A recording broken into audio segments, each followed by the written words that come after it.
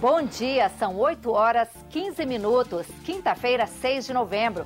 Esta é a TV Senado, eu sou Dinalva Ferreira e você assiste agora ao Senado em Dia. Aprovada no Senado a proposta que diminui a dívida de estados e municípios com a União.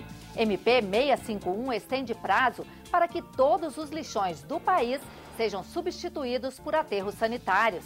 Profissões de arquiteto, agrônomo e engenheiro poderão passar a ser carreiras exclusivas de Estado. E CPI da Petrobras faz acordo para nenhum político ser convocado a depor.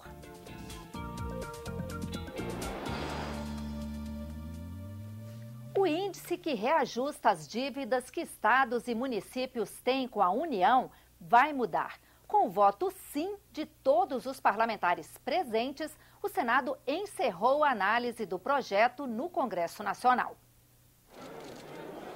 Antes da votação, governadores e prefeitos estiveram no Senado e cobraram a mudança no indexador da dívida. O mais importante é que a cidade se torna solvente, ou seja, capaz de pagar a sua dívida até 2030. Hoje nós somos incapazes de pagar a nossa dívida até 2030. Os estados devem ao Tesouro Nacional quase 425 bilhões de reais, uma dívida que começou em 1997. O estado do Rio Grande do Sul, a dívida era de 9 bilhões, pagou 14 bilhões e hoje a dívida é de 42 bilhões. Minas Gerais, a dívida era de 13 bilhões, pagou 25 e hoje a dívida é de 63 bilhões. Então nós estamos fazendo justiça. A dívida de estados e municípios é corrigida hoje pelo Índice Geral de Preços, IGPDI, mais juros que variam de 6% a 9%. O projeto que o Senado aprovou muda essa regra. O débito com a União será reajustado pelo Índice Nacional de Preços ao Consumidor Amplo, o IPCA, mais juros de 4%, ou pela taxa Selic, definida pelo Banco Central. Vale o que for menor. Esse projeto vem para corrigir essa injustiça com os estados. Esse projeto vem para desasfixiar as finanças estaduais. O projeto foi aprovado por unanimidade. Pelo texto, estados e municípios podem ter parte da dívida perdoada. Isso porque a nova regra é retroativa a 1997. A proposta segue agora para a sanção da presidente Dilma Rousseff. A União, efetivamente, ela perde uma expectativa, vamos chamar assim, de receita, porque óbvio que os estados não dão calote, vão pagar, mas isso você projeta em vários anos para frente. Então, nós estamos no aguardo para saber qual vai ser a posição que o governo federal vai adotar em relação a essa matéria. A MP 651 deu mais 4 anos para que as prefeituras de todo o país substituam os lixões por aterros sanitários. O prazo anterior, estabelecido pela Política Nacional de Resíduos Sólidos, venceu em agosto deste ano. Substituir todos os lixões existentes no país por aterros sanitários é um desafio que exige capacitação técnica e investimento. O acesso aos financiamentos da União depende da elaboração de planos regionais de resíduos sólidos. Os 5.570 municípios do país também precisam elaborar planos técnicos para a gestão dos resíduos. No primeiro semestre, o assunto foi tema de 6 audiências públicas no Senado, que revelaram atrasos nos planejamentos estaduais e municipais. Dos 26 estados brasileiros, apenas 3 apresentaram planos regionais. Entre os municípios, só 30% elaboraram seus planos municipais. E destes, apenas 8 já estão implementando as ações previstas. O governo está de forma bastante lenta, fazendo a primeira etapa, que seria de treinamento e qualificação de agentes no município, mas não está dando condições para que esses municípios possam efetivamente cumprir algo que a lei assim determina. O prefeito vai ser punido porque não conseguiu fazer, porque ele não tem recurso. Não adianta dizer que cabe ao município, é isso que eu falo. Mas o governo federal é contra a prorrogação da data para o fim dos lixões. Nós queremos a questão de resíduos sólidos no Brasil efetivamente resolvidas. E entendemos que não é prorrogando, empurrando com a barriga que a gente vai ter. O Movimento Nacional dos Catadores de Materiais Recicláveis também é contra o adiamento.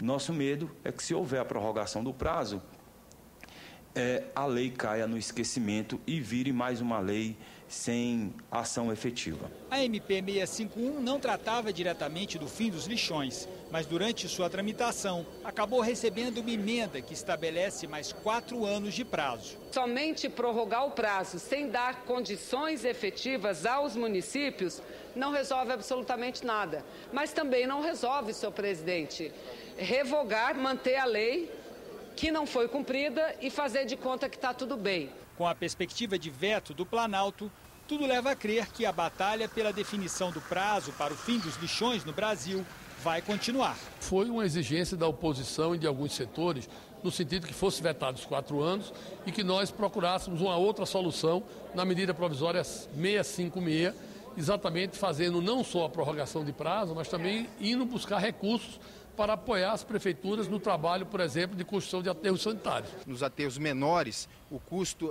per capita e o preço da tonelada destinada ao resíduo acaba sendo mais alto, então é preciso que eles consigam se constituir em consórcios.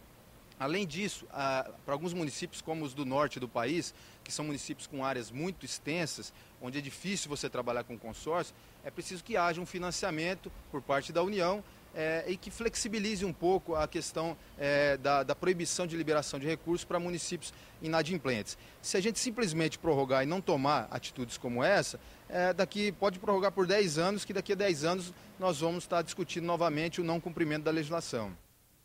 O legado da política externa do atual governo e os desafios da área para o próximo mandato da presidente Dilma Rousseff são os temas da audiência pública marcada para logo mais às 10 horas na Comissão de Relações Exteriores. Aonde estávamos, aonde estamos, para onde vamos, quer dizer, um diagnóstico das escolhas que fez o governo até aqui, os resultados e as consequências dessas escolhas e prospectar o futuro. Porque política externa no mundo globalizado é algo muito importante para o dia a dia das pessoas. E daqui a pouco, às 8h30, a Comissão de Agricultura faz audiência para analisar a transposição do Rio São Francisco e os recursos hídricos para a agricultura no semiárido nordestino. A Comissão de Constituição e Justiça aprovou a inclusão de arquitetos, agrônomos e engenheiros entre as carreiras exclusivas de Estado. A proposta poderá seguir direto para a sanção da Presidente da República se não houver recurso para discussão em plenário. De acordo com o texto do projeto aprovado, as atividades próprias das profissões de engenheiro, arquiteto e engenheiro agrônomo, quando realizadas por servidores concursados, são consideradas atividades essenciais e exclusivas de Estado. Mas nem todos os senadores concordam com a inclusão destas carreiras na categoria. Eu acredito que esse projeto não poderia ser uma iniciativa do parlamento. Ele trata de reestruturação do serviço público, especialmente nessa área de recursos humanos. Para o relator, a proposta dá aos arquitetos, engenheiros e agrônomos a mesma independência funcional de outras carreiras de Estado, como policiais, diplomatas e auditores fiscais. Ele ressalta que a classificação não trará prejuízos financeiros ao Estado. Qualquer tipo de aumento depende de lei estadual, de lei municipal ou de lei federal específica para conceder ou não qualquer tipo de reajuste. Os senadores da comissão também aprovaram a inclusão na Política Nacional de Resíduos Sólidos da proibição do descarte irregular de lixo em vias públicas, que atualmente não é proibido pela legislação em vigor. O projeto agora vai ser analisado pela Comissão de Meio Ambiente. Antes era apenas uma regra moral jogar lixo na rua. Agora passa a ser uma regra legal, passa a ter uma imposição legal, passível de multa, passível de penalidades. A Comissão de Constituição e Justiça também deu sinal positivo para a isonomia salarial entre policiais e bombeiros militares do Amapá, Rondônia e Roraima. A proposta de emenda à Constituição adapta essas carreiras ao quadro do Serviço Público Federal. Os salários serão igualados aos que são pagos no Distrito Federal. Agora, a PEC precisa ser aprovada no plenário em 2 turnos. O presidente nacional do PSDB e candidato derrotado à presidência da República, Aécio Neves, fez nesta quarta-feira o primeiro pronunciamento no plenário do Senado depois do 2º turno das eleições. Aécio Neves agradeceu os mais de 51 milhões de votos que teve no 2º turno. O senador mineiro disse que vai lutar pela aprovação do projeto que derruba o decreto presidencial que regulamenta os conselhos populares e também pela transformação do Bolsa Família em política de Estado. O desejo da maioria dos brasileiros foi que nos mantivéssemos na oposição. E é isso que faremos, com ânimo redobrado. E é isso que faremos, conectados com o sentimento de metade do país, que temos hoje a responsabilidade de representar. Faremos uma oposição incansável, inquebrantável e intransigente na defesa dos interesses dos brasileiros. Vamos fiscalizar, vamos acompanhar, vamos cobrar, vamos denunciar, vamos combater sem tréguas a corrupção que se instalou no governo brasileiro. E mesmo sendo minorias no Congresso, vamos lutar para que o país possa avançar nas reformas e nas conquistas que precisamos alcançar. O líder do PT no Senado rebateu as críticas do tucano ao governo. Humberto Costa destacou a necessidade de unir o país. É preciso, nessa hora, nós desmontarmos os palanques. A oposição precisa ter a visão clara de que há muitas coisas que nós temos que trabalhar, inclusive, em conjunto. Veja, o ódio que foi gerado nessa eleição está permitindo que alguns façam a defesa da volta da ditadura militar, façam a defesa da secessão no Brasil, façam a defesa odiosa e discriminatória contra o povo do Nordeste, quando não foi só o Nordeste que elegeu a presidenta Dilma, o Rio, Minas Gerais, de Vossa Excelência, e outros estados também. O pronunciamento durou 2 horas. 15 senadores fizeram a parte. O povo, o cidadão, tem o direito de escolher o seu destino. Isto é liberdade. O cidadão mato-grossense trouxe uma votação, Vossa Excelência ganhou lá nos 2 turnos. Mas o povo brasileiro entendeu que a presidente Dilma deve continuar por mais 4 anos. O Brasil é maior do que os seus partidos políticos. A CPI mista da Petrobras se reuniu nesta quarta-feira para votar requerimentos. Os parlamentares aprovaram pedidos de informação e novos depoimentos. Políticos ficaram fora das convocações. Depois de 1h30 reunidos a portas fechadas, os parlamentares definiram as prioridades de uma lista de quase 500 requerimentos. Aprovaram a convocação de 7 pessoas, entre elas a contadora do doleiro Alberto Youssef, Meire Posa, que retorna à CPI mista.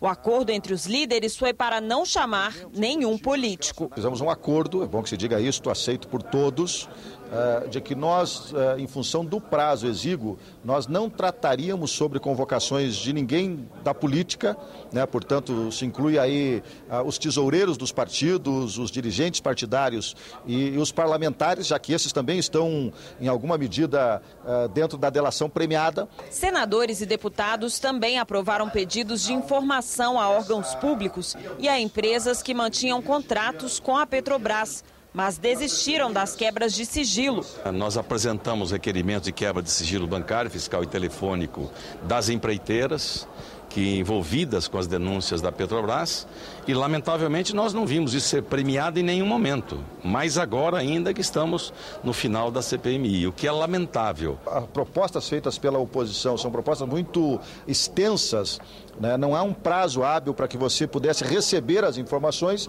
e poder trabalhar elas na CPMI, que deve se encerrar os seus trabalhos até o dia 18. Os parlamentares também definiram o calendário da CPI mista. Serão mais 7 reuniões para ouvir testemunhas até a apresentação do relatório final.